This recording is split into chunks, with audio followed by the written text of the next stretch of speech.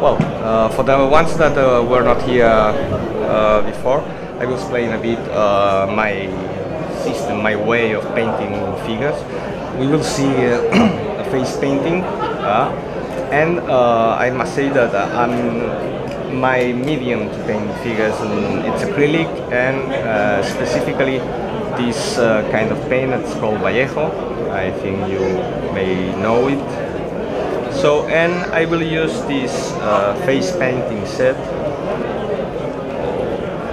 Right? Okay. So this is a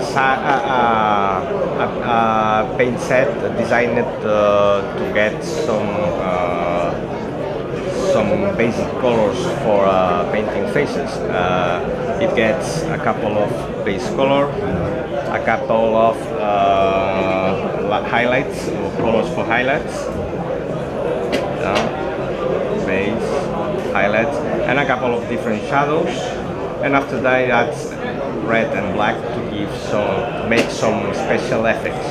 It's okay? Now? Okay. So, as I said, this painting set includes all these colors, and for me they work perfectly. I don't say these colors are the adequate or not to paint faces. Everyone can use the colors they like, but for me they work, and I like the results that I get with this kind of paint. So it doesn't mean that I always use the same colors to paint faces. Sometimes I use different base colors or different colors for highlights, or I use different colors to make washes or glazes to get other tones in the skin tone. No? But we will see this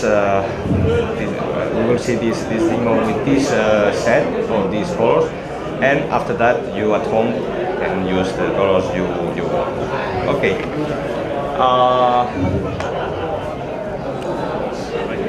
So I have two samples. This one, it's a half painted, half finished figure, because you can see a bit results you can get in using my system.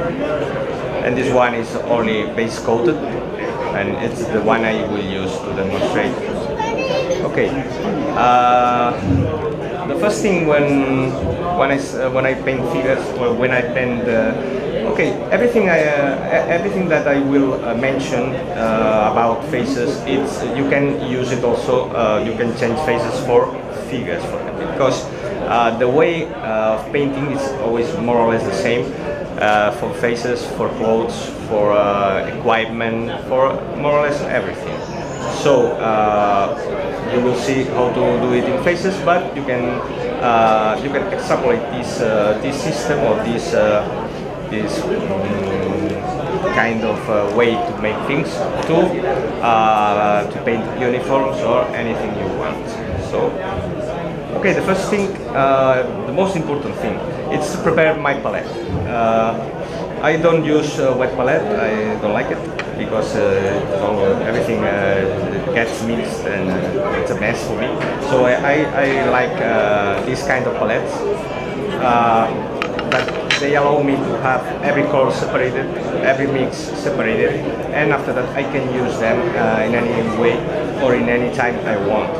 So the first, this is the color I will use for the base color, base coat.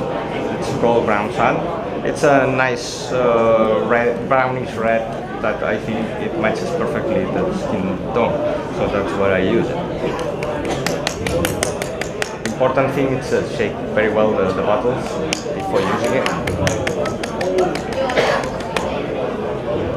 So first thing I do is prepare a bit of paint in the center of the palette.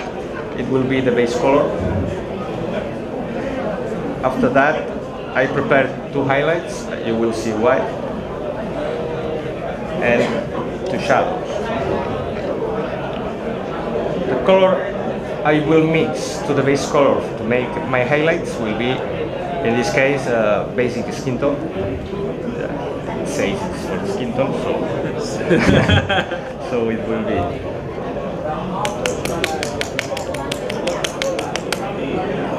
So what I do is, this will be my extreme highlight.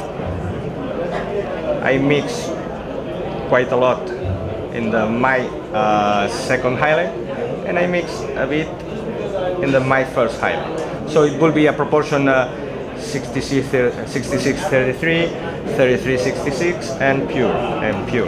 Okay. And now I do the same for the shadow. For the shadows I will use this black red. That is a color that I love quite a lot. So I do the same I did. I prepare color pure quite a lot and a bit. Yeah. What I want to get with this? Okay, I want to have a scale of color from the most bright highlight to the most dark shadow. Yeah. I always mix my paint with water, and I make it, well, I try to keep it in a consistent, a bit thick, because I always can add more water to make it thinner. But if I make it too thin in the beginning, after that I should add more paint. That's not very good for your economy.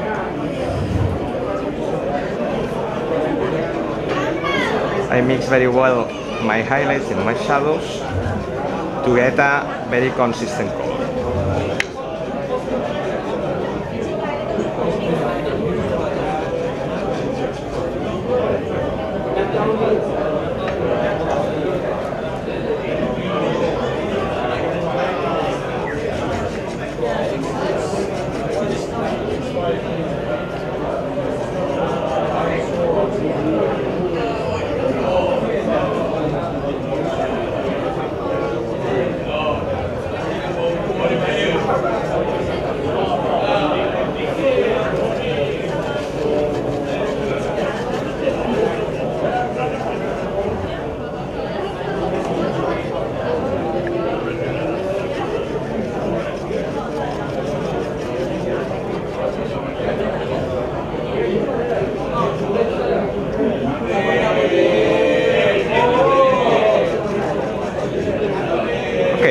What I said, I need a more or less scaled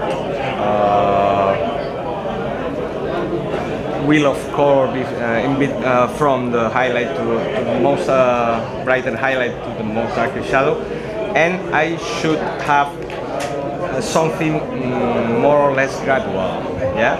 For example, we can see that the second highlight and the second shadow are not very close are more close to the first and not to the extremes. So what I do, I add a bit more of these colors, not this. Oh yeah, this. To have a bit more gradual scale of color. So normally I do it perfectly, but with different lamps, sometimes it's difficult to see the real color. But well, this is a process that it takes me 2 minutes to do. Okay, and I will add a bit more here. Yeah. Great, and we will do the same here. And the same here. Okay. So now it's better. So the consistency of the paint. Well, I explained first my system of painting. My system of painting consists in making a rough and fast sketch of the main features on the face, and after that blend all that tones that are quite that you can see perfectly every layer over the other one. So later I will explain how I blend. So the first thing would be start with the face highlight and draw the most prominent parts of the face. Cheekbones, nose, tip of the nose, the nose bone, exactly, nose bridge, the forehead, the eyelids, the chin, and the sides of the mouth, this part, upper lip. Okay, you know what I'm talking about, no? If you have any doubt on where you have to apply lights and shadows, it's so easy. You put you in face of a mirror, take a lamp and put it in the angle you prefer for lighting your face, and look at your face. Sorry to interrupt, sir. Can you put the microphone here? Oh yeah. I'm sorry. Yeah, no, it's not. Okay. Yeah, but it's not. Oh. But we will try. Yeah, anti-pop. So, hello. So it's so easy. You put in front of a mirror and you look how light plays over your whole face. And after that, you need to apply brighter colors in the zones with more light, and darker colors in the zones where your own bones and what happened? Your bones make shadows over your own face, you know what I mean? So that's quite easy. So you have to choose one way to light your face. I'm mostly coming from the Spanish school, so we love zenital light. We love lighting the figures from the top, not exactly from the top, because if not, you get. Okay, you can see now I'm lighting the figure from the top. The shadows are very hard, very deep and very dark. So it is nice, very dramatic, but mostly don't allow you to see perfectly the main features. So we prefer lighting the figure like this, modifying a bit the position of the figure and lighting it from the top, but 45 degrees in front. So for me, this kind of lighting is the best because it gives that chromatic effect, but at the same time, it lets you see everything perfect. Do you agree? Okay, perfect. So we are going to apply highlight and shadows in the same way we see them when we put the figure under this kind of light. Yeah. Okay. So consistency of the paint will be quite thick, but not so much that you cannot move your brush over the face. So this consistency is quite good, but you can see that the paint is not very washed. Okay. So another important thing to do is when you dip the brush on the paint, dry it a lot. If not, it's difficult to control the quantity of paint you're applying to the face. So I prefer drawing this highlight 3 times with the paint very dry than only 1 time, but the paint spread over all the surface, and I have no control enough. Okay, so it's okay. So I would like, I would start to draw. I need my glasses. I'm sorry.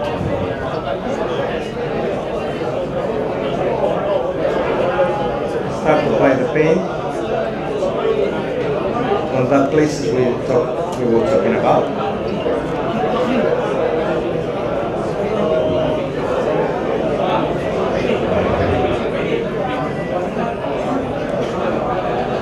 This drawing, as I said, has to be something fast.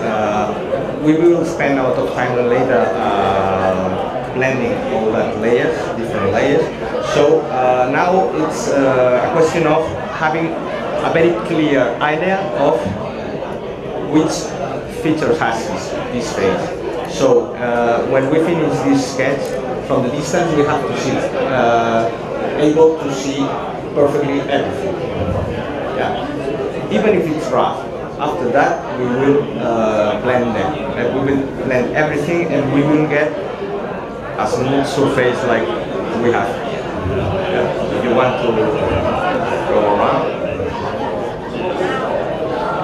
In this phase, I'm giving you, there is one side that is more or less finished, it's blend, and the other side is it has this rough sketch I'm commenting. Okay, so you can see the difference. And now I will show you how we did.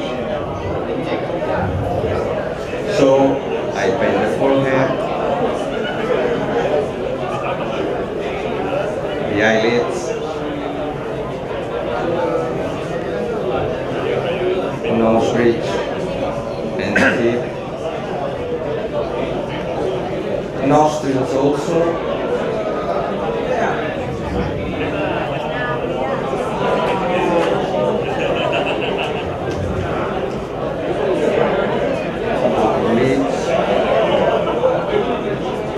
In this stage, this highlight takes quite a lot of surface. There you can see that the places where I'm putting this highlight are quite big. Later, with the other highlights, I will reduce a bit more this the surface I'm painting, and with this I will build the volumes. So chin,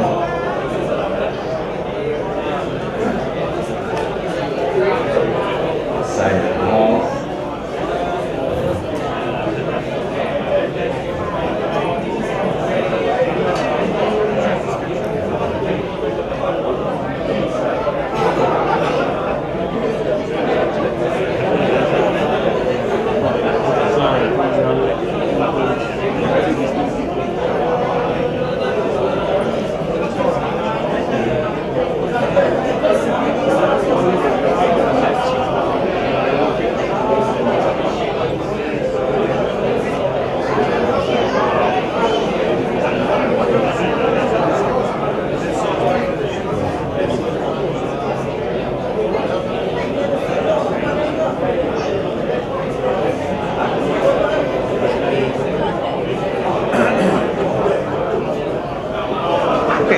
this will be my first layer of paint.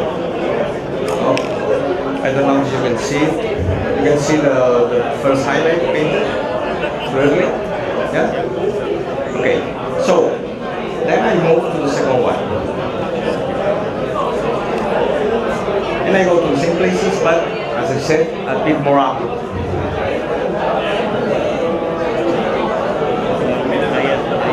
I don't cover all the previous layer. If not, I'm keeping some parts covered by the first highlight. It went okay. Covered by the first highlight, and the ones that I want will be covered with the second one. And I start to give appearance of volume on the places I want. That normally matches the sculpting of the face, but not always.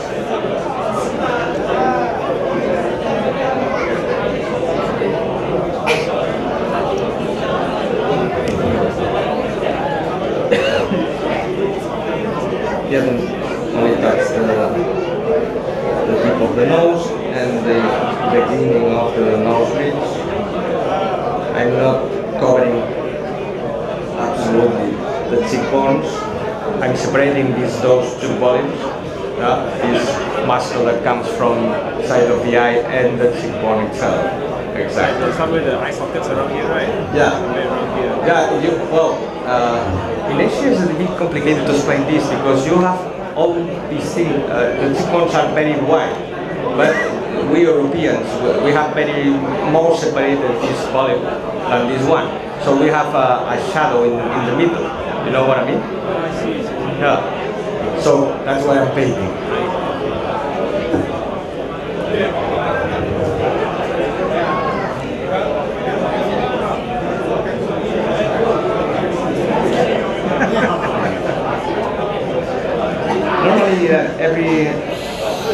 apply every layer 2 times.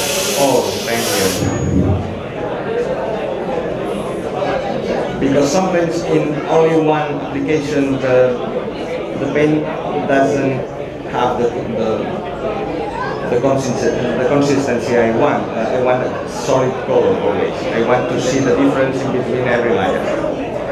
Because it's the fastest way to see clearly, draw all the volumes in the face. Okay. And as you can see, I'm being quite heavy. I'm not being careful at all. Okay, it will be like this. I don't know if you can see the difference. Now I'm starting to build all the volumes. And with only 2 highlights, we have more or less quite a contrast. Imagine when we finish to make the 6 different 3 highlights and 3 shadows. Okay, I go for the third one. Third one is the same I did for the second, but only on the most on the upper part of every bullet. So I start to separate again this volume from the other one. I only work on the upper part. Here the same, only work on the upper part.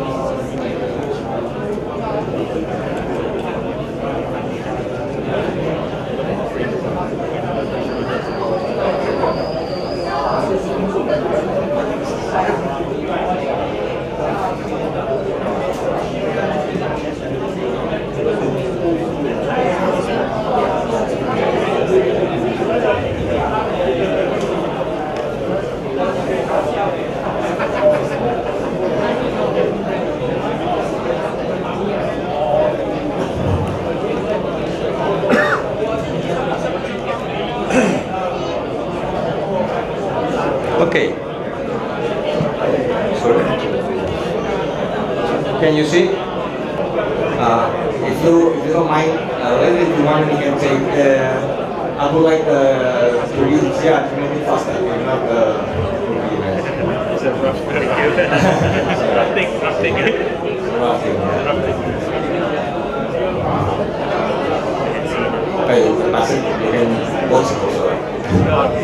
Generally, you are the star of the show. Sorry? The star of the show. I'm the star of the show. The organizer will give you extra time. Okay. Save the best for last. Save the best for last. I will do it. I won't be disappointed. Then we will all skip dinner. We will all skip dinner. Totally worth it. Totally worth it.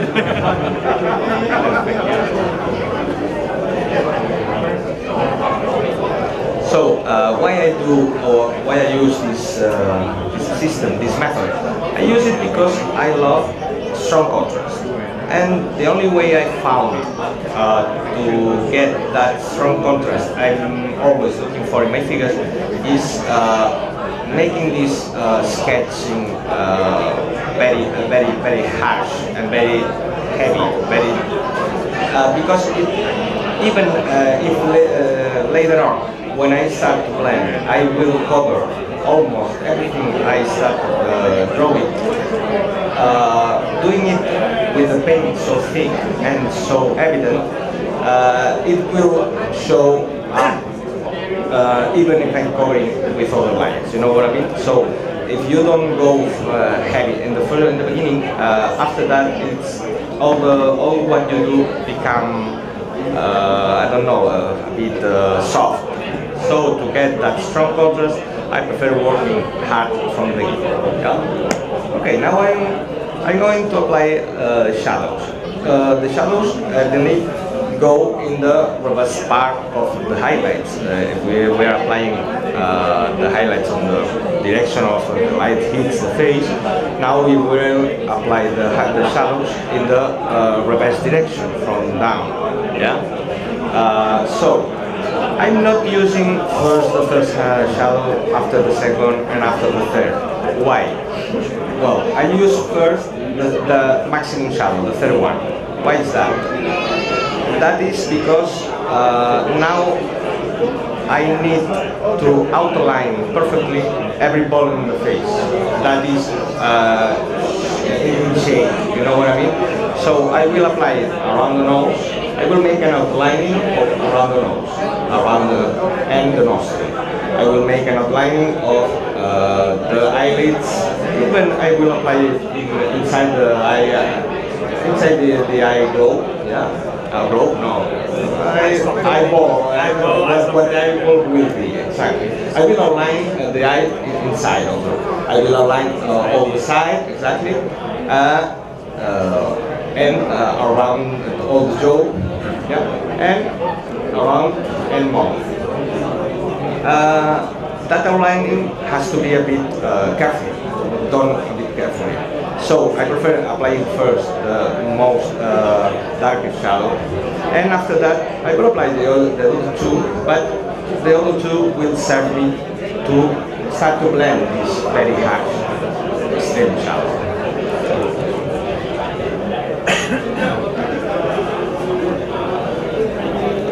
In this moment, yes, I need to be a bit careful because putting shadows over highlights is very difficult to amend, to fix after that, you know. So I prefer when I working with a very extreme shadow, I prefer being a bit more careful.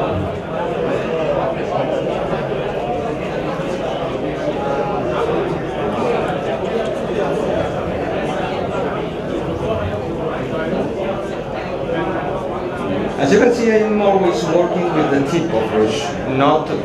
I try to avoid the long brush strokes. Well, in this case, I have to follow the form of the shape of the nose, of the mouth. Sorry. But normally, I try to avoid the long brush strokes, and I prefer working with the tip of brush and making small claws more than small brush strokes. You will see it when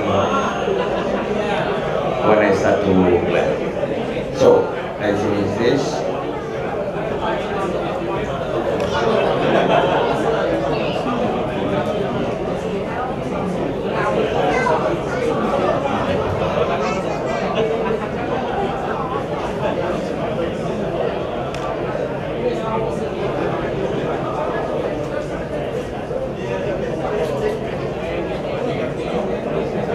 I'm always moving the figure, the position it's more easy to work with because, for example, using your right hand in the left side of the face is good because it masks.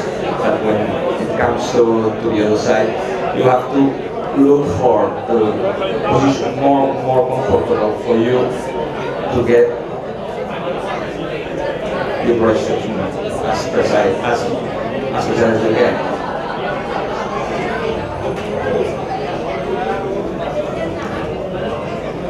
We go inside the eyes.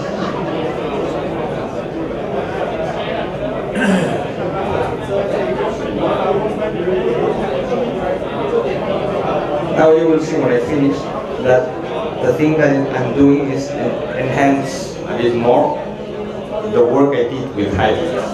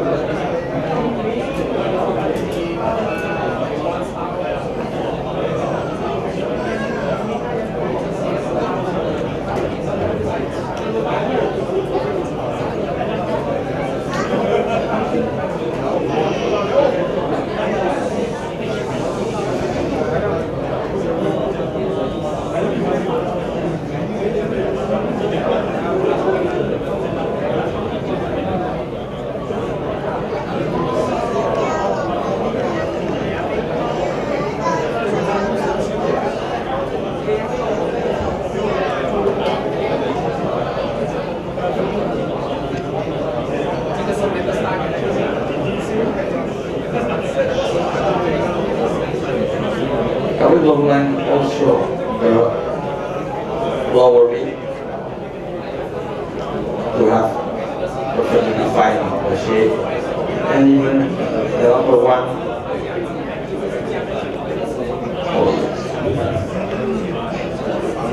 Okay. Can you see what I did? No? I enhanced with more the work I did with hand. So I haven't applied any shadow on the sides or under the checkpoints. Yeah, I will do it, but it doesn't. It's not in the theory of the outlining. If not, it's more an effect, because sometimes a very strong shadow under the cheekbone is not very realistic, but it's very attractive. I'm painting this harsh shadow, and after that it will be covered totally.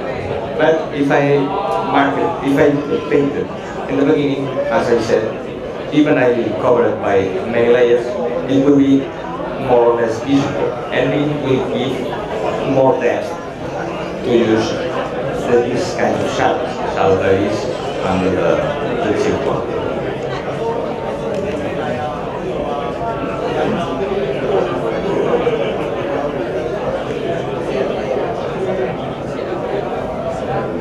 And maybe also can do something similar in this kind of fold that figure has, because it's in the sculpting. So if I want to enhance it, I have to put these very heavy shadow walls. I will paint also inside here.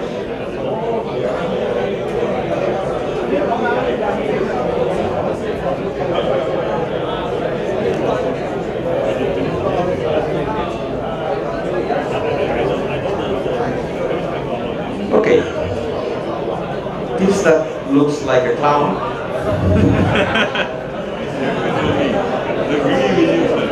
Yeah. It looks like a clown. Yeah. Okay. What? This one looks like a clown also. You can be sure. So, okay, I have this one, and now I have a very clear idea where lights and shadows have to be. Okay, perfect. So now I start to work with the second highlight. I did shadow, sorry. So I started with the third one, so now I go to the second, and finally I will go to the first. So now I'm using the second shadow to blend a bit also, to extend a bit the first one, and also to blend it a bit. The consistency of the paint now is a bit more thin. Not so much, but a bit more. Why? Because I want that paint being a bit more transparent. Because I'm covering mostly all the heavy shadows, so I want the shadow visible also, but not so heavy than in the beginning. So if I'm covering totally, what is that?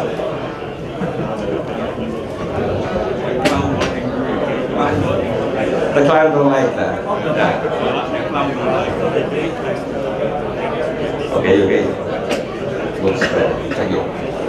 So now I'm working, softening these heavy shadows. I'm almost covering them completely, and extending a bit the zones of shadow.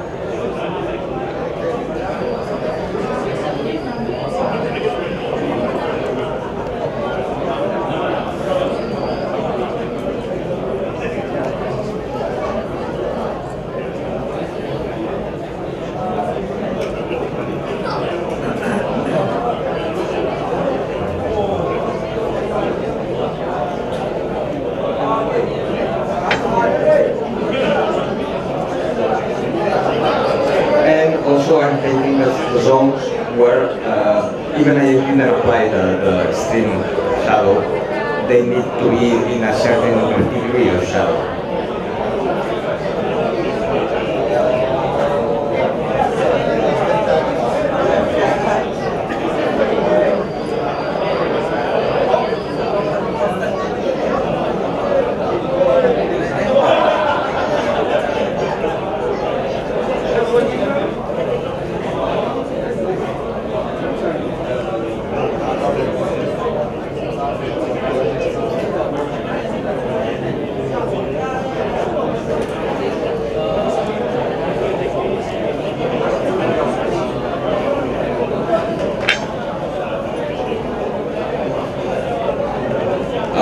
I don't know if you can see it, but when I'm drying the brush, I always make this movement.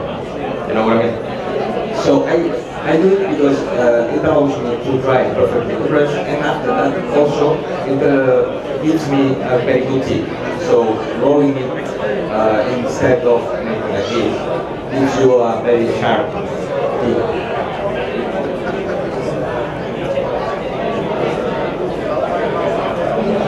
So, first and second shadow applied.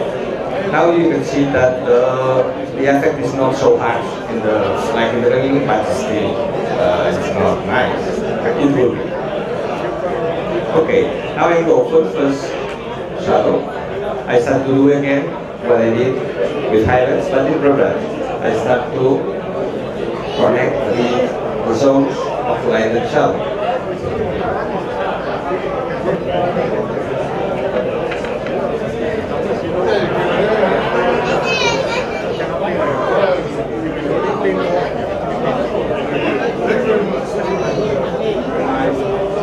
I'm covering the zones where I applied first, second and third shadow, but not completely. So I'm leaving the third shadow in the most deeper folds, and I leave a bit of the second shadow also visible.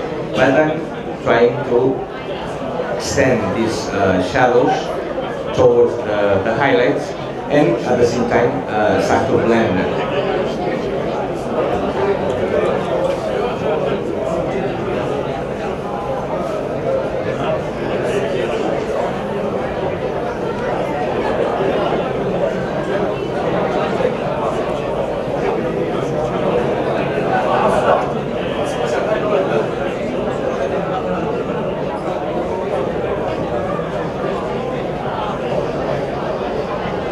I'm working around the previously drawn shadow to connect them with the base color.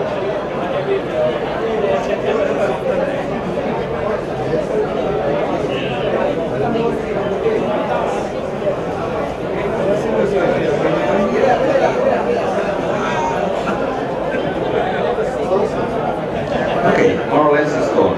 I'm sorry, I forgot absolutely.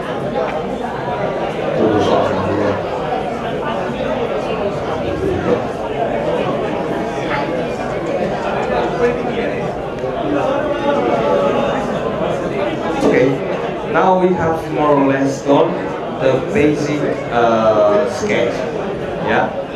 Okay, it's not bland, it's not smooth, but you can see perfectly how the face more or less will be at the end. It's right? Yeah? Okay. Now what we have to do? Now we have to blend all the different layers that we applied with lights and shadows to create the volumes on the face. Yeah, how we do that? Okay. Now in this stage I always start by in the only color I haven't used, that is the base color. The base color is the color that should be between highlights and shadows. Highlights have a lot of white color, and shadows, you can see, have a lot of black color. If I mix them, the blending between them becomes a bit grayish.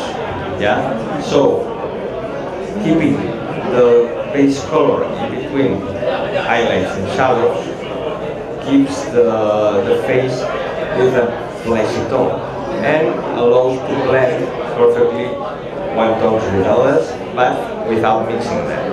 Yeah. So I will start to work with this color, and now I will make a fast blending. What means fast blending? Now I have certain zones that are shadow, certain zones that are highlights, and they are actually separated. Now I start to connect them, yeah, and also especially in this triangle, this one, sides of the head, of the forehead, and sides of the nose. So I start to work with the base color to connect these masses of highlights with these masses of shadow. And at the same time I start to blend. So, can you see how I use the brush now? I'm not making brush strokes. Now I'm making like a kind of stippling. Yeah, because, sorry? Stippling, yeah. Because the eye gets stuck all the time to the lines. So if you have different layers that make lines, and there is a superposition of different lines, vertical and horizontal. If I use long brush strokes to blend these lines, I'm creating a lot of more lines.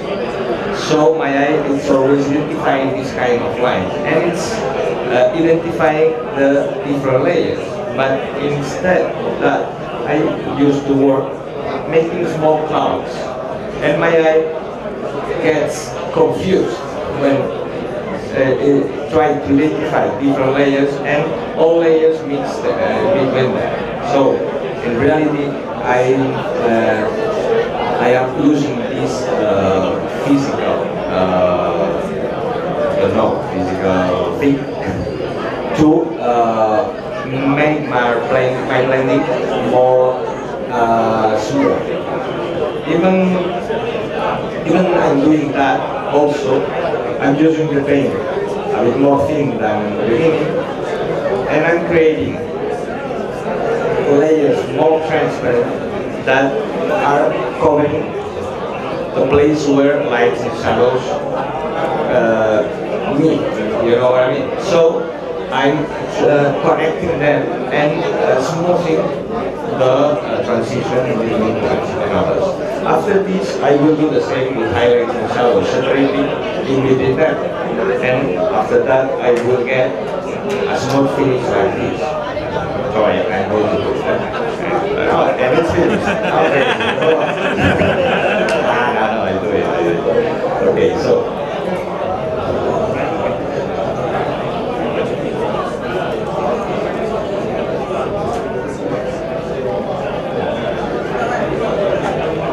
Now it's the phase of like, it's that moment I get possessed a bit. Yeah, because I start to work quite fast. And with, like I was drinking a lot of coffee this morning.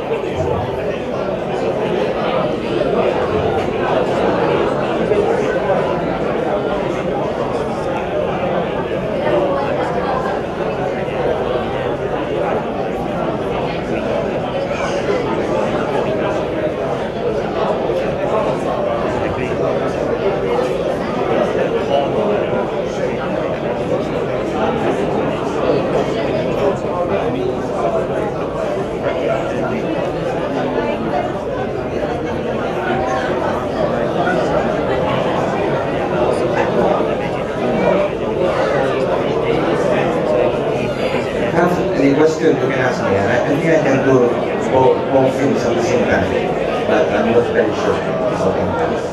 Maybe I will be myself over. Okay, more or less my first blending is done. Now we can see that the face is not so green, and the green is going to start to have a bit more fleshy tone. Okay, we still can see some blotches of color that now we are going to get rid of.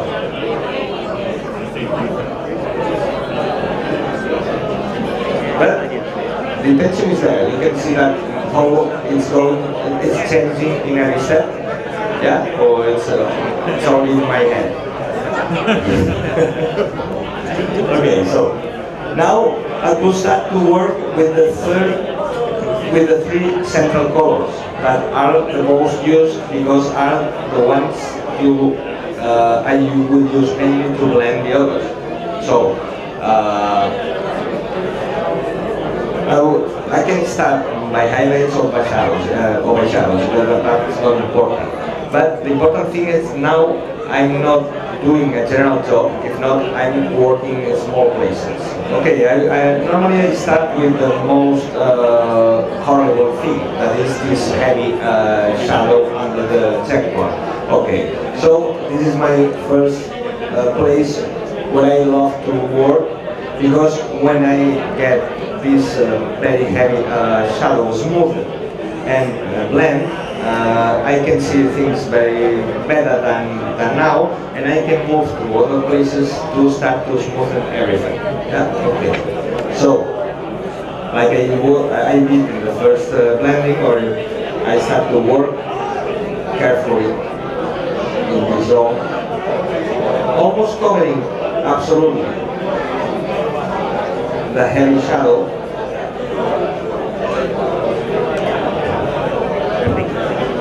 After using the second shadow, I use the first, and I work on the edge of the previous one.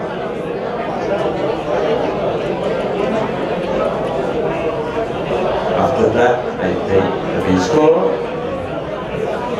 and I start to smoothen towards the cheekbone. Now the paint is quite good. Can you see in the screen? Normally when I mix water in the wells of this palette, I don't mix it perfectly everywhere, regularly. Normally I take a bit of water and I mix it only in one side. So I can have this paint quite thin and at the same time thin.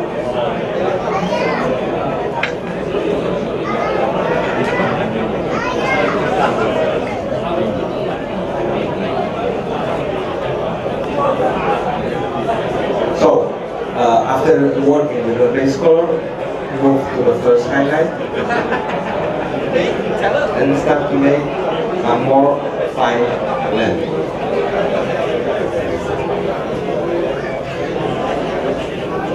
Now I'm working only with the tip, and the paint is almost dry, but it paints.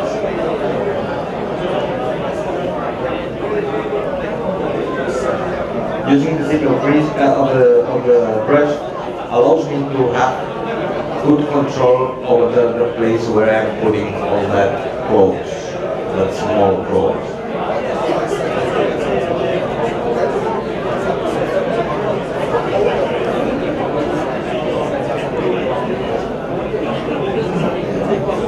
Now I'm not following any system. Okay, the system is on, the method is there.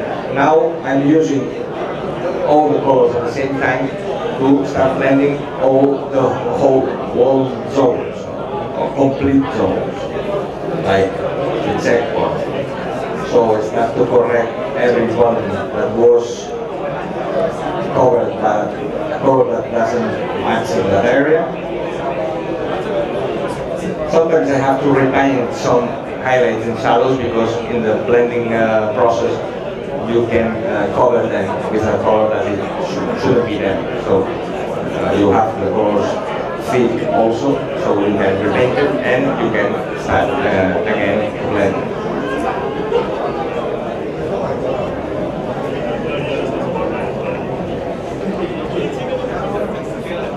If you need to move in certain positions to see better, tell me. I want you to see how I use the brush. It's very important having this control, because if not, in this face is quite easy because it's a big face. in this phase, it's more important having very good blending than the number of layers you're using, than the precision, because the features are quite big. But in a 135 scale figure, I do the same, absolutely exactly the same method, with the same number of highlights and shadows, and with the same way of application. So in a 135 you have to be very precise. If not, with a back pressure you can cover half of the face. So working with the tip of the brush allows you to have that control that you need.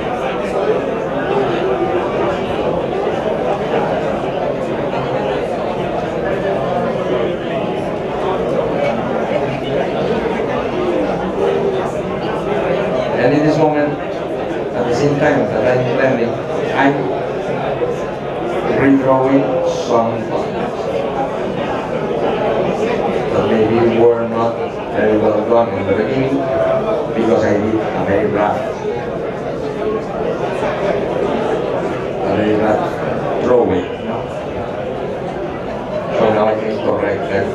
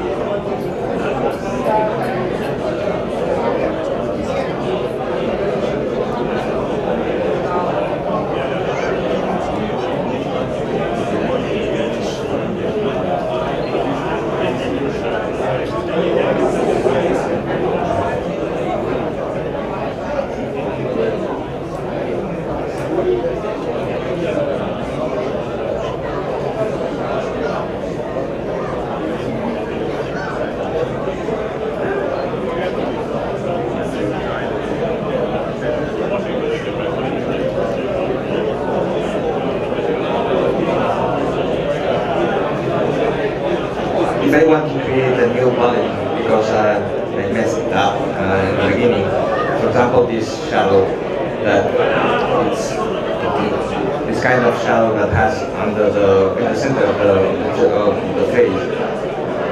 Now I can draw it again and start to blend it like it was there in the beginning. So this sketch that I'm doing and making it, maybe it's going to change in our process. It's not a closed thing. So sometimes when you start to blend, you find that some values maybe are not the same that it was sculpted. You have to options in that moment. That is, try to make up the figure.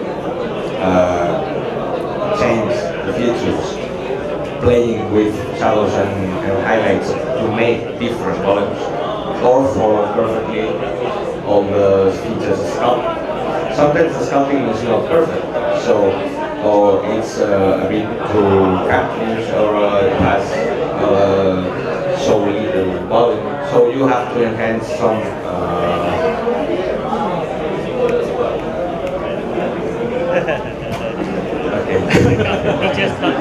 So, but don't sit in the front. I can see your answer. So, sometimes you have to hide some volumes with applying more highlights, because in this way, the shadows are not so evident. So you are like making up the figure. And sometimes you need to put some stronger shadows in some places, like here, to make that volumes more prominent, more than are sculpted. So you're again making the face up, like if it was a woman that is making up in front of the mirror. It's the same. It's the same concept. but you are doing it with something that is quite more difficult to get rid of.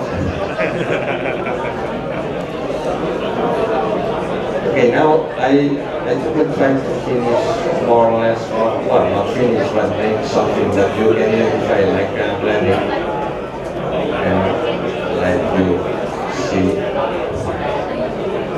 how it's progressing.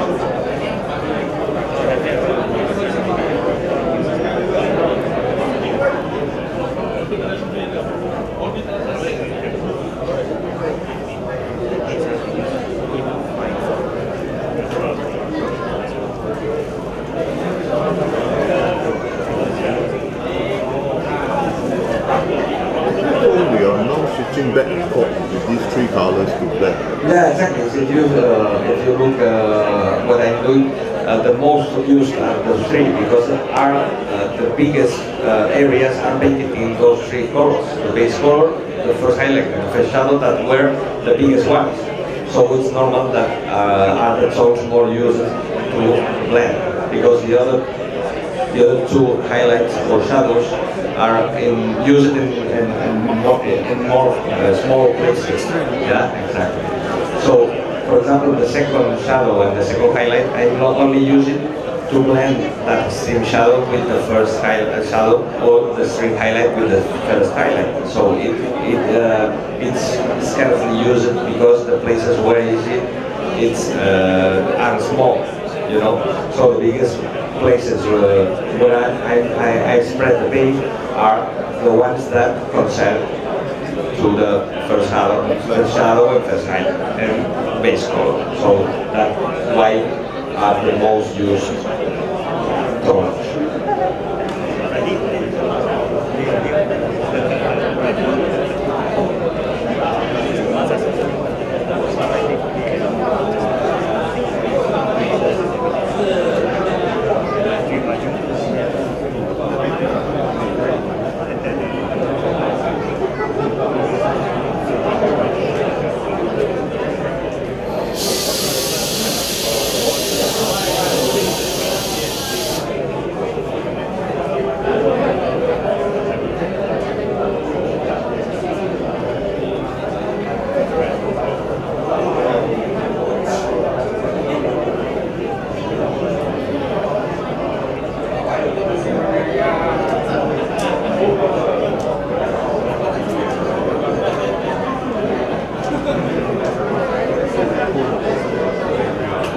Well, it's going there, Now it's a matter of work.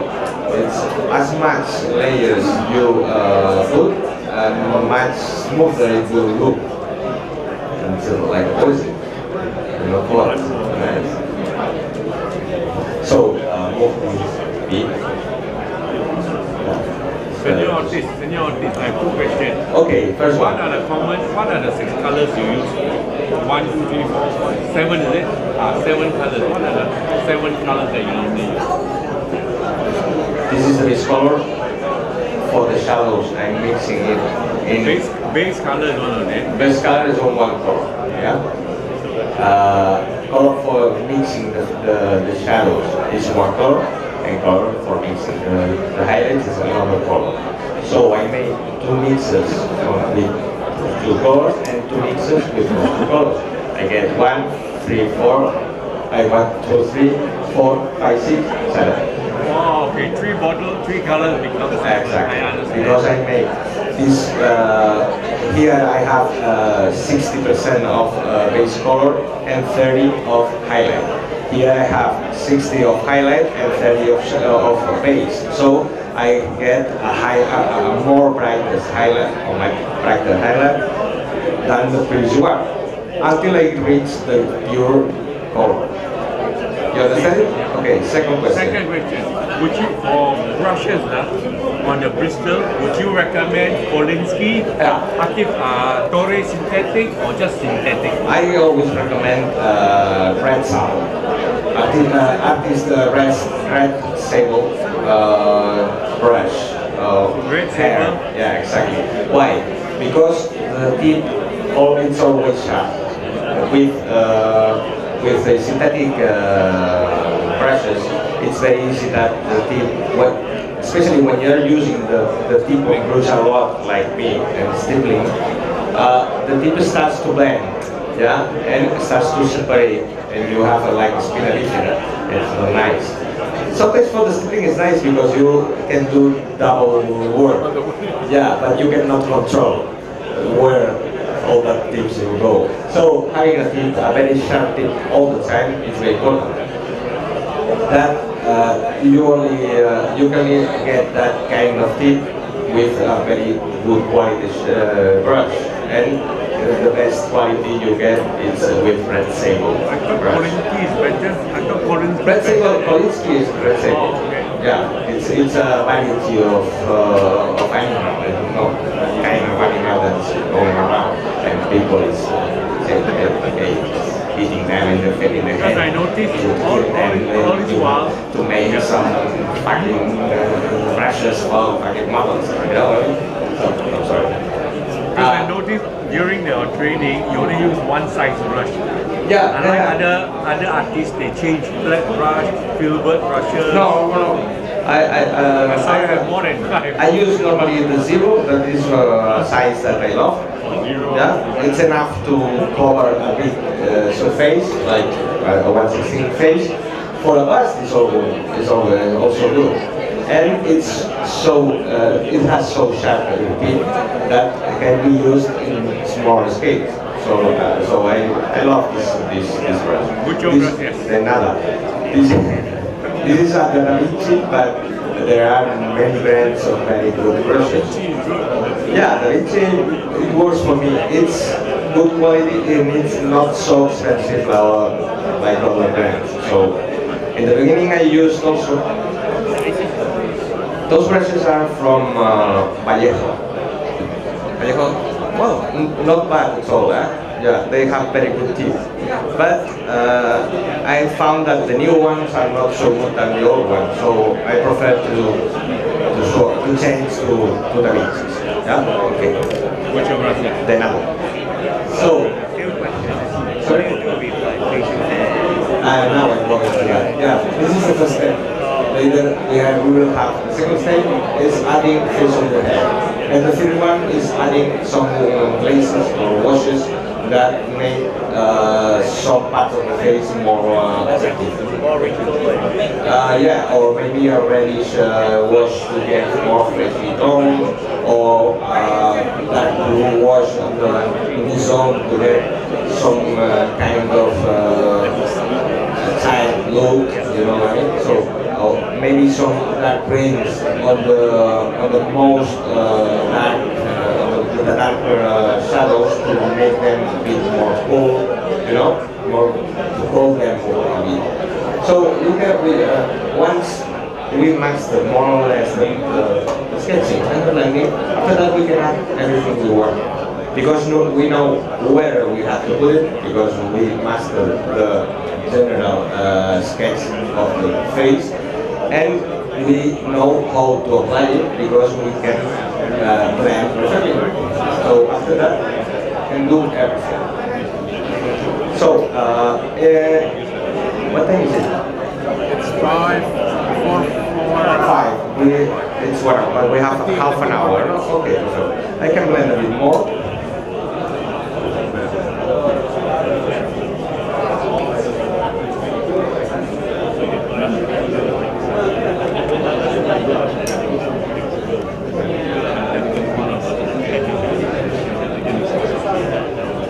I will prepare a bit, some places to add that facial hair and that red washes that I want to show you.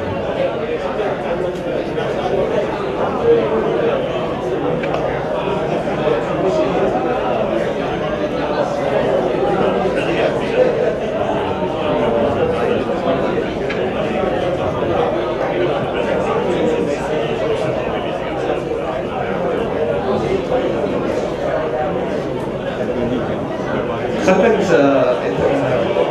happens that maybe you blend too much.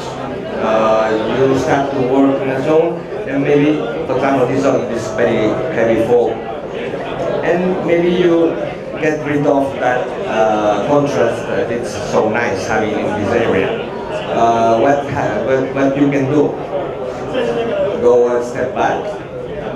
Step back means putting a bit more paint because it's right. The back is going to the same shadow. Paint it again.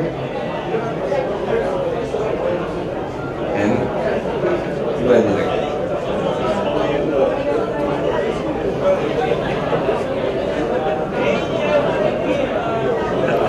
Do you prefer to work on wet or? No, it's always dry, wet on dry. Why? Because the paint dries in seconds. So it takes maybe a second to dry for every brush stroke, or even less. So when I apply the next one, even I am working quite fast, the previous one is dry. And sometimes the acrylic paints, if you try to work wet on wet, you can. Watermarks sometimes. Yeah, but I found that the paint starts to be a lot glossy, too much for my taste. So retarder, sorry. no, I don't use slow down the drying. There are some painters that do it. I don't like it because the paint is absolutely glossy when it dries, and I don't like that effect. And becomes too smooth. Yeah, but another thing that happens is the time to dry is so long that some dust and some small hairs and some shitties get stuck to the paint, and I don't like that. So I try to avoid it, but I know that very excellent painters use it and with very good results, like Fernando Ruiz, for example, is a master using the retarder, but personally I don't like it. What about putting the paint onto the wet palette? That will slow down the drying a little. Yeah, right? okay. The wet palette. The first I said that I don't like the wet palette. I don't like a lot of things. I don't like durian. You know it. Yeah, because I'm quite famous now. Don't get angry at me. I'm just repeating what I see on YouTube. No, I know. It's okay. So what happened to me when I use a wet palette is that I'm not very disciplined. So I'm not very precise when using it. I get mad and I start to mix everything. So the thing I get is like a lake of different tones that I don't know where to find anything. So I prefer having this kind of palette that separates very well every tone, and I can work like mad, but never mix the colors in between them. So it's very convenient for me.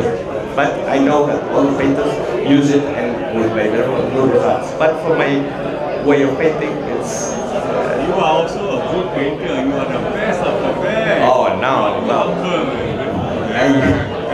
I paid this guy. He's doing very well. Good job. Yeah. I'm your good PR man. Like this guy.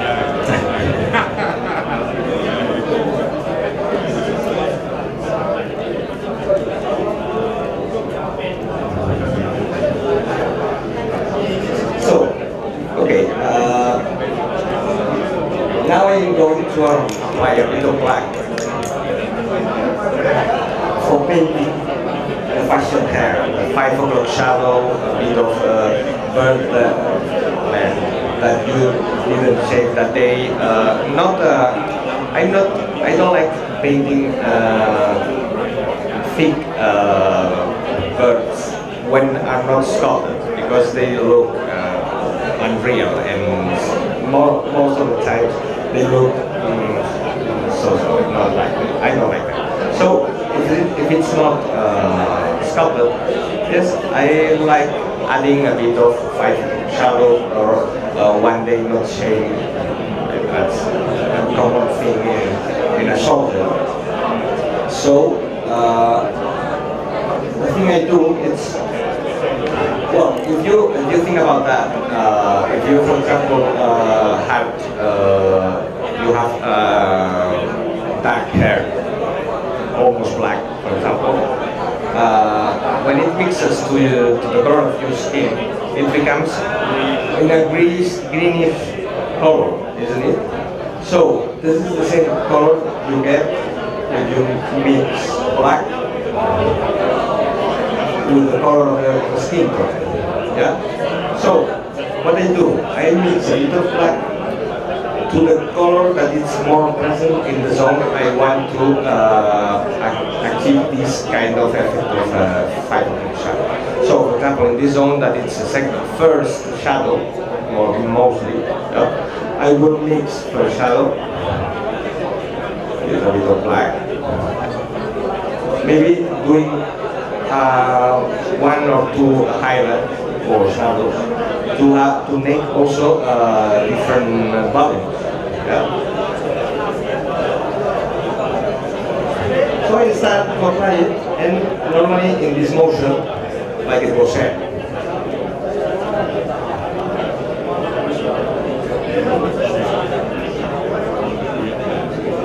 Again, it's quite harsh.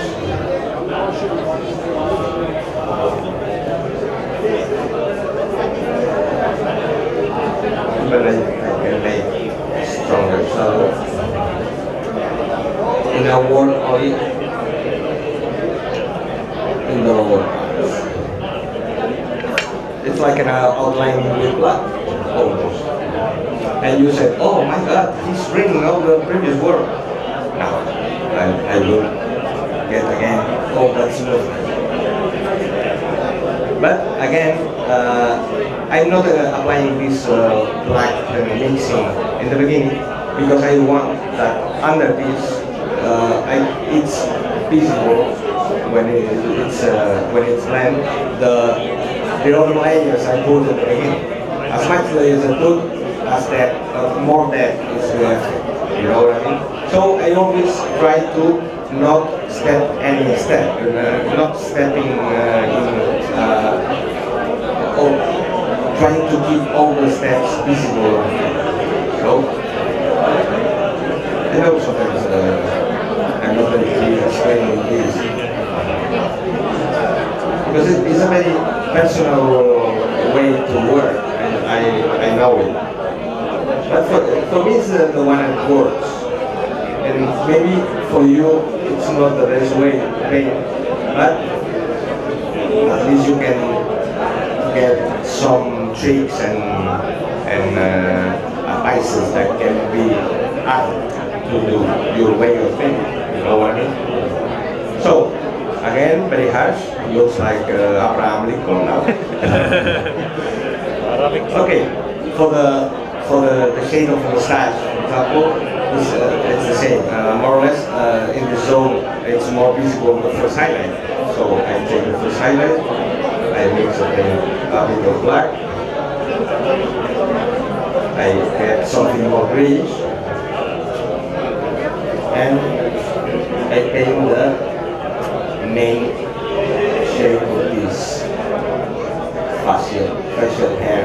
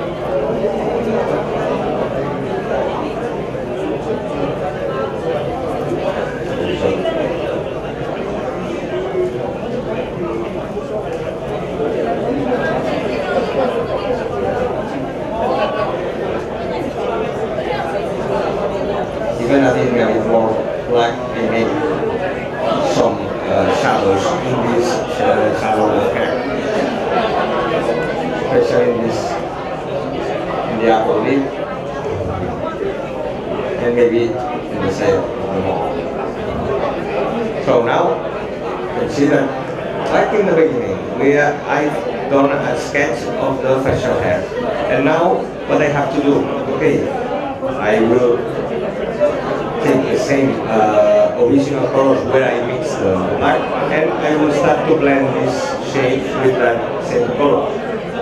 So I take the first shadow, and I start to almost cover totally.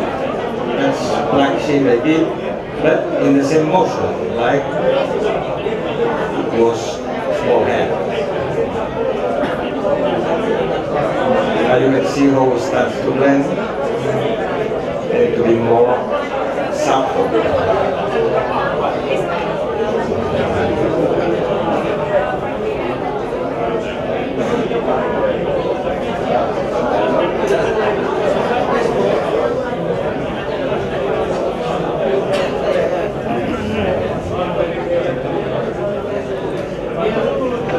Sometimes it's good to make maybe a highlight with the black, but maybe the black mix to make an intermediate shade.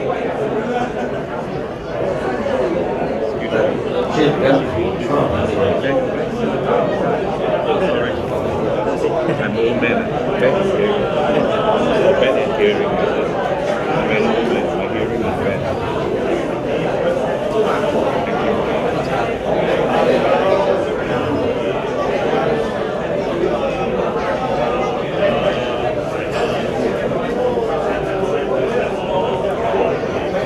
Have you done one of yourself, Jaume Ortiz?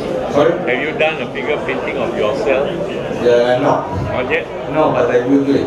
Okay. Yeah, because maybe I will be in the next future, I will be scanned by a company of figures. 3D printing you? Exactly. I will be wearing SS small camouflage and holding an MP40. Yeah, and they will scan me and they will create a figure of my face. So maybe it will happen that I will start to paint. Wow, it's so scary. So scary. Sorry to interrupt. No, it's nice that you asked me because it was offered me. Yeah, because we don't have the opportunity to meet you. Today is our first You time. can ask everything you want. I'm here for that. And I'm so pleased to Thank you. as you can see, I love talking, so Okay. you can ask everything. You are from Spain, right? I'm from Spain, I'm from From Barcelona. Madrid? Barcelona. Oh, okay. Yeah, yesterday I had to see how Messi was out of the World Cup. Okay. It was the only reason I was watching the World Cup, because it was Messi playing. Do you do any collaboration work with Vallejo or AK or Amoming? Well, yes. I'm mainly a freelancer. So I work They for engage your- anyone that is paying me. They consult your expertise, yeah? Yeah, but normally, as I said, I like this kind of paint. But for me, it's the paint that for me works better. So I prefer working for Vallejo because. So you are comfortable with Vallejo? Yeah, exactly. I feel more comfortable with their products. Because, I'm more used to use them, and they fit better to my way to paint.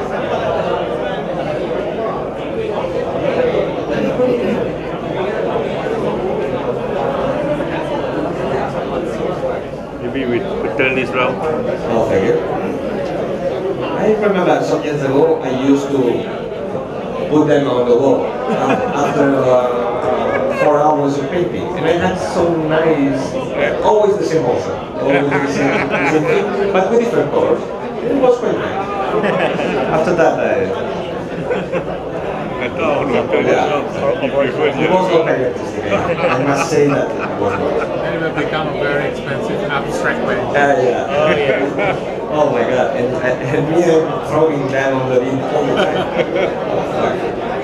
So, sometimes also use highlight from the zone.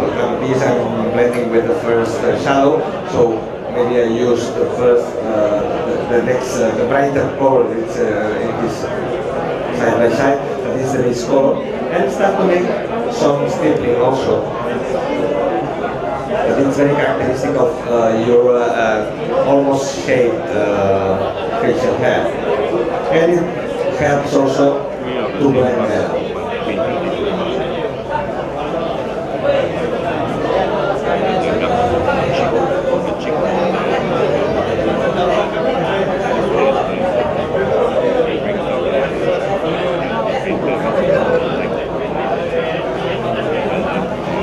The goal is making this harsh drawing I did in the beginning with the black mix, then a more subtle. I don't know if it's Subtle, very nice. you can see that it starts to look like new black. It's more adding a new tone to the skin, more than drawing perfectly hair. You know what I mean? Because I think it's very realistic. But this gives, at the same time, a very like a cold look to the lower part of the face. But it's good because it makes it more volumetric and also suggesting this facial hair. In the mustache zone, I do the same. I take the highlight where that was the base color. I mix it with black and start to blend it in the same way I did with black.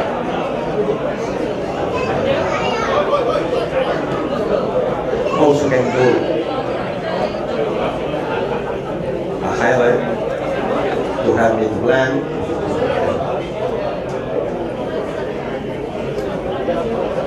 As as I said, if I'm quite happy with the result, but I find that it's too blend, I can show it again and start to blend it again. And as much times I do it, the more deeper it will look, you know.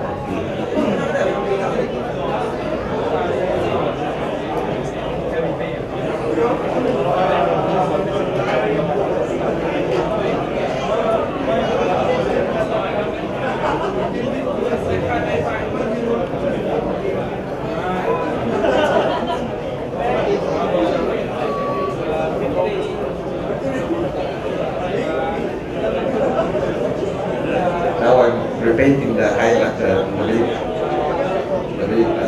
extreme highlight, because with all the blending has lost a bit. So now I recover it, painting it again. I do the same in this zone. Maybe the extreme highlight with all the spots on the checkpoint. Okay, can you see how it's starting to build all the problem? And at the same time, we are getting some not so smooth like in the other example, but it would be kind of the same with more hours of work. Normally, to finish a figure like this or a face like this, it takes me 4 or 5 hours. So it's a long process. It's not a very fast process. But I think the results, I don't know if you have with it. Okay, it's not absolutely not finished, but you can see how it's how I develop my painting. You have 10 minutes. 10 minutes, yeah. So I will go for the washes. Senor, may I ask one for souvenir? Yeah. If you want, I can sing it also. No, later. Not now. Not later. So, Very good. this is a couple of hours work. So I will need a couple of hours more to finish the other side, and maybe 1 hour more to make some special effects. So, and then some bit more, some highlights or some shadows. But more or less, this is the time it takes. For a 135 shadow, maybe I need 2 or 3 hours. That is quite long. But to get that smooth finish or the smooth blending gets time. It's like this. That you cannot avoid that. It's a question of putting layers and more layers and more layers. Now we are in the 25% of the work. you should work at 75 more. This is 25%. But if you want a smooth finish like this, you have to work it. There is no way to make it. So, but if you know these principles, you know these steps to follow, I think it's quite easy to start working in this way. I think the good thing of this is that you get some very visible results in the first step. That is getting all that facial features very well designed, very well drawn, very well sketched. After that, it's only knowing how to blend and blending and working. So we got the. So can you finish one bus in one day? Is it No. Normally after 5 hours of painting, my back is destroyed. So I need to rest a bit. I need to smoke. Yeah. I need to have a private life. Let me well. Exactly. So, normally now I'm painting professionally, so it means that I can get painting. I can be painting at home for maybe 8-10 hours a day. But sometimes you have to leave the figure aside for one day to have more clear ideas. Sometimes if you are working all the time with the same figure, you get confused. You start to lose your perspective. So I prefer painting, for example, this face by night and letting them until the day after. I don't know. In the afternoon, for example, I'm more fresh because I've been doing all the things now. And I can see perfectly, I can see with other eyes if I commit any mistake or something is not very well interpreted. I can work a bit more independent on certain zone, you know what I mean? So this is very hard to do if you try to finish everything in the same session. So working in the fine work the day after allows you to be fresh and see things that maybe the day before you cannot see. So that's why I prefer finishing a face or something. So that's impossible to finish this once in only one day. So 2 weeks. 2 weeks. No, 2 days. Or 2 days. I can paint this mask in 2-3 days. Yeah, putting I don't know 5 hours in the face, and maybe other 5 in the uniform, and 2 or 3 more for the day. It makes 2 days of painting, maybe 3. It depends on how many hours I work on this, or if I have other works running at the same time. But more or less. But this paint been slow drying. Do you need a longer waiting time for the paint to dry? No. In your part of the world, No, it's cooler. Over here it dries very fast. The paint dries in 1 second. Every brush stroke, in the time you are dipping the tip of the brush and the water, it's dry. No, you haven't tried acrylic paint? I have used. I find Malaysia is good. Exactly. And more or less you can see that. As I said, I'm drying perfectly the brush all the time. Yeah. So the amount of paint I'm putting on the faces or in the figure is so small that it dries automatically at the same time. Because it is thin, small and thin, it dries fast. Exactly. Yeah. Okay. That's true. If the paint is thick and you're applying a lot of them, it's very difficult to dry, or it takes more long to dry. But I don't like using the paint in this way. I prefer building the column with applying more layers than applying the paint more thick. Because applying the paint more thick is again, you're losing control. You have to have the control always. That means you have to work with a very little part of your brush and with the paint so in the way that you can control it. So it makes more lasting and more lasting. Yeah. So the paint is more amount. So after you have done your painting, can we coat it with a layer of varnish, either satin or matte varnish? If you want, you can do it. To hold the paint back. But I don't like No, because even all companies say that their codes or their varnishes don't modify the colors. That I think that's not true. So when you make a flat coat after painting, the colors look more blue. They More lose. natural, right? They lose. I don't know, stronger. The pigment is weakening. Yeah, because vibrant. the white, all The white colors- powders. exactly, the white powders used to flat the paint make the paint a bit short, you know. So they tone down all the colors a bit, but it's not the same. You can see Losing that color intensity. exactly, and you lose a lot of contrast using that. So if you have to flatten, the paint. It's better using a medium, like I mentioned, X21 from Tamiya. That's mixed on the paint. So you always control the level of contrast, and there is never final process that can change that level of contrast that you wanted to put on the figure. So I avoid it. So it's not necessary to coat it with a layer of I think that it's not. Do you think it's necessary to coat a flat coat in this phase? But will the paint fade eventually after 2 years, 3 years, it will slowly fade off because of I don't think so. weathering Not with this. condition? Not No. with this. No? I have, With some other paint, yes, but not with I other color have, paint. I have figures painted 15 years ago or 20 years ago, and the colors are the same. Hasn't lost any contrast. No, it's plenty of scratches of it because I've been moving it or manipulating it. But the color is the same. Like the moment I apply it, so.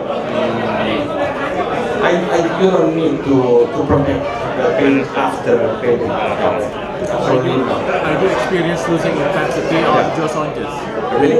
Bright colors. Maybe. This color, we cannot. The model color is very stable. This color, it's also sun proof. This color is designed. UV. This color is designed to be to paint outdoors, to paint on the street, and it's resistant to water and sun and ultraviolet. So in a figure that is normally inside your home, the paint is stable for ages, forever. Let's say, but maybe I cannot say forever because maybe it's not so long. That has not so long life. But maybe one day someone will say that it can resist all life.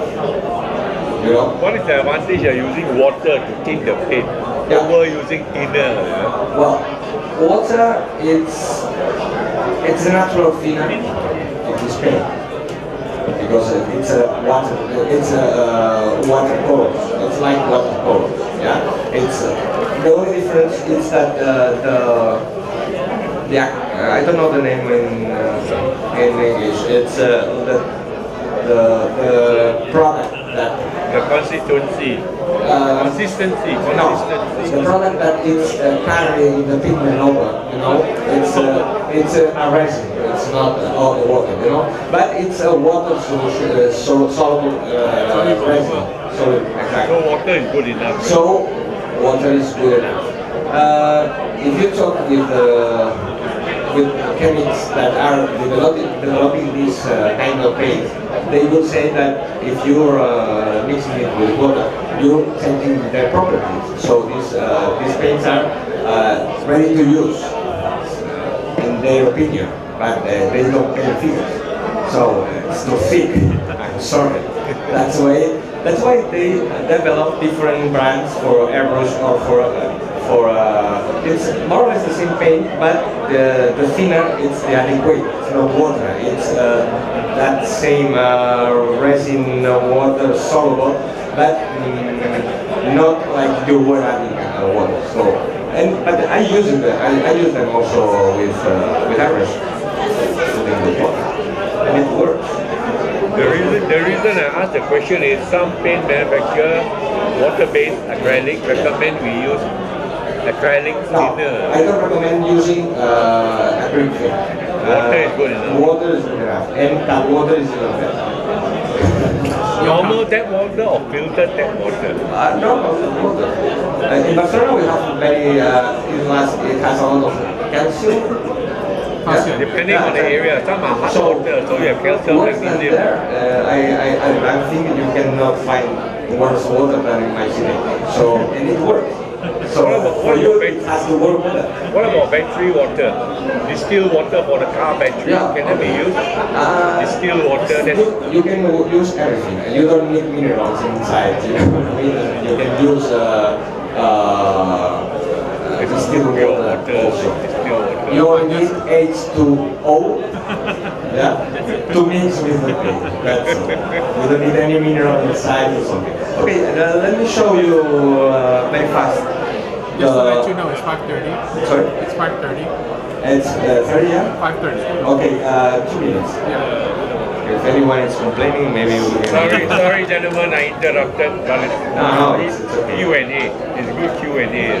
So, after all these processes, my last process always is adding some glazes, some washes, some filters, you can call it like you want.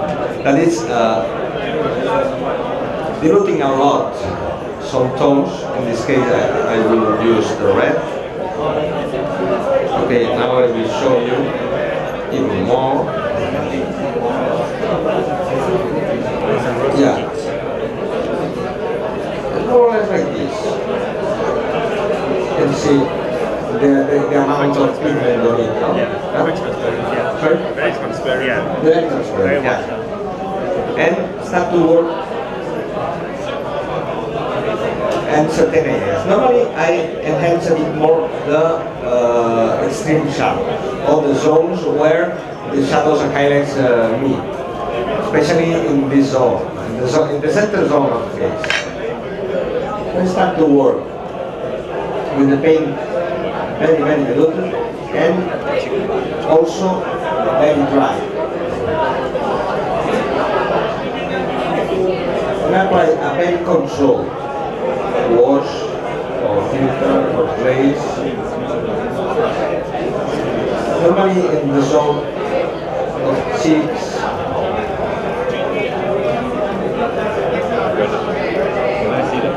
and around the nose also.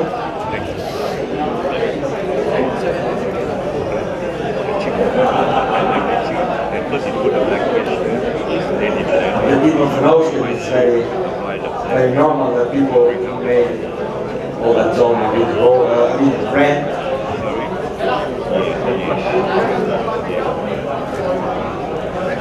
I prefer also, when I was blending, I prefer applying the paint very diluted, very thin, and applying 2-3 times this glaze or this wash, than making it only one time but with bit too thick, because if the paint becomes solid, the effect is lost and it looks like a clown again. And we were trying to avoid that clown face, so you know, it's still we start to do it again. So I hate clowns. They afraid me a lot. I have many of them. Mr. Magoo.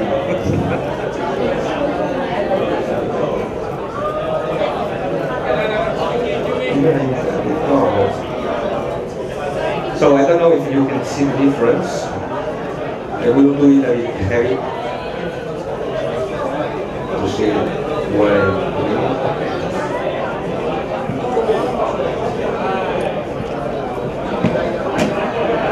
At the same time, it gives a fleshy look to the face.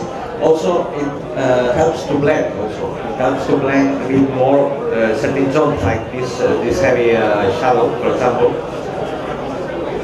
or the zone of the center cheek.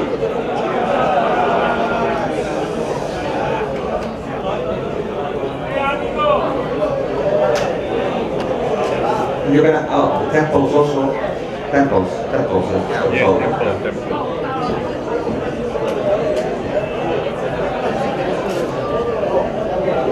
okay, the good thing that making it so thin is that you can identify perfectly the moment you have to stop.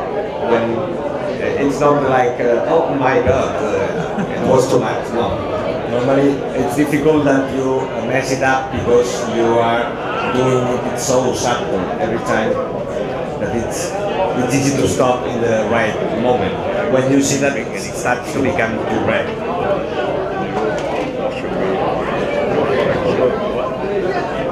Masking going out. And in addition of this, sometimes I add a bit of extreme shadow score and I mix it with the red to make a dark red.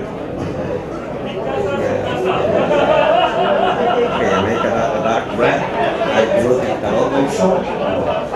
Maybe not so much like the first, like this. No, a bit more. And I put it only to enhance a bit more the extreme shadows. So I would do it only in the zone.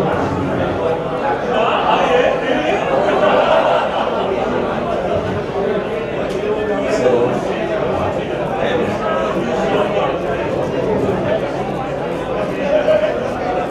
all the time, if we mess up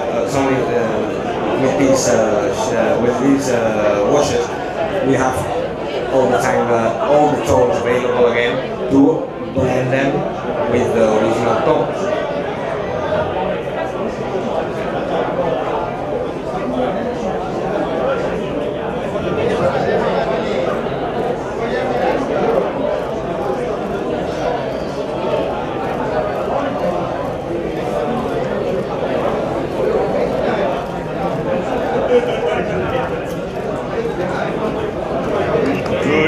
Good work.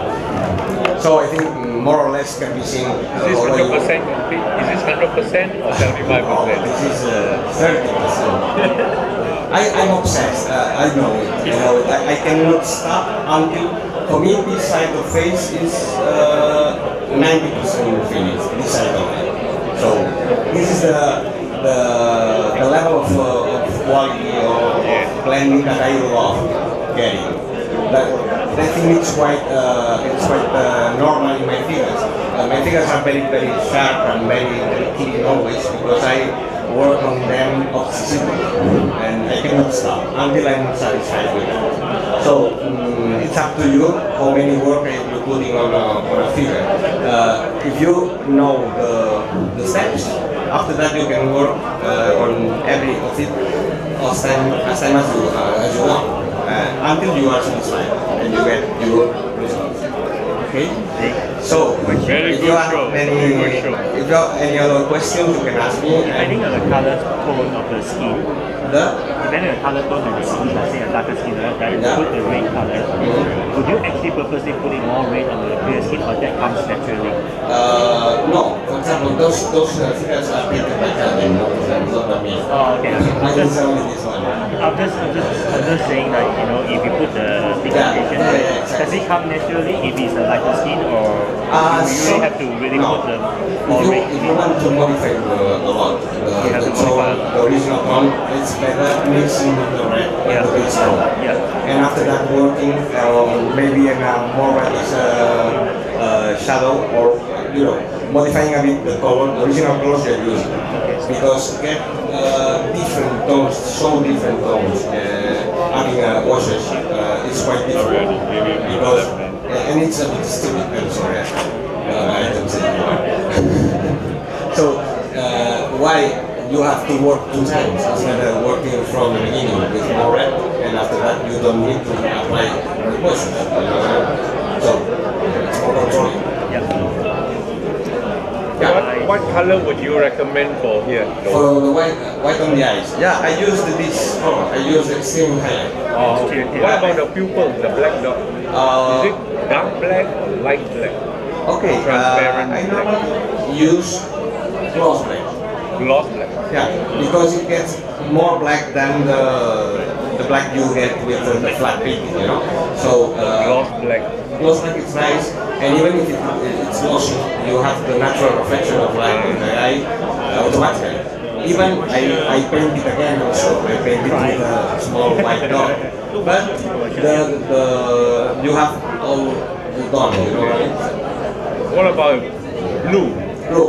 Some people paint, I mean some Caucasians Yeah, I have have blue eyes also. green. So it's nice painting them in blue. I love blue eye. So, sorry.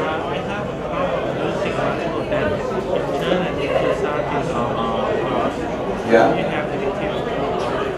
To avoid the shining of the gloss finish in some colors, no? Yeah, well, when I'm working on faces, if it's a bit glossy, I don't mind because it's quite nice. But if you're working on a camouflage or in a flat uniform, yeah, you want to get the best of the flattest result. So I mix X21 from Tamiya. Tamiya has a product that is a white paste that you can mix in your paint. You mix a bit of this paste on your paint. Yeah, sure.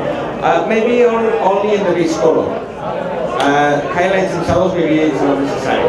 You know, normally, for example, this figure would wear a filigree jacket. No? So the filigree, when you start to work in this way, light, shadows, sketch, and after blending, especially blending when you are adding a lot of water, it will shine, it will be gloss. Okay, if you mix a bit of this paste, X21 from Tamiya, only on the filigree color that you're using, and the colors for the highlights and shadows, it works perfect. Yeah, I make it all the time. So X21 works very well. Maybe someday Vallejo will have a new product that will be the same quality of paint but flat finish. We will try it. We will see. Okay. So One question. yeah. With the same cast, if you're doing anger, Oh yeah, anger. You asking me if interpreting some emotions in the figure? Yeah. Okay. I would do that, making contrast much more heavy. It's sometimes in this face it's difficult to represent anger because he doesn't look angry at all, you know. But in figures that it has, you get it through pushing a lot more the contrast. It means pushing a lot more the final highlights and the final shadows. Maybe you have to go from white to black. the teeth, The teeth, if they are present, that's nice to show them. Teeth, it's always better yellow than white. There is a color Vallejo has, it's called ice yellow, that is perfect to represent in scale teeth. So, if you have no more questions, we finish here. Good. Thank you very much for coming and for this audience. Thank you.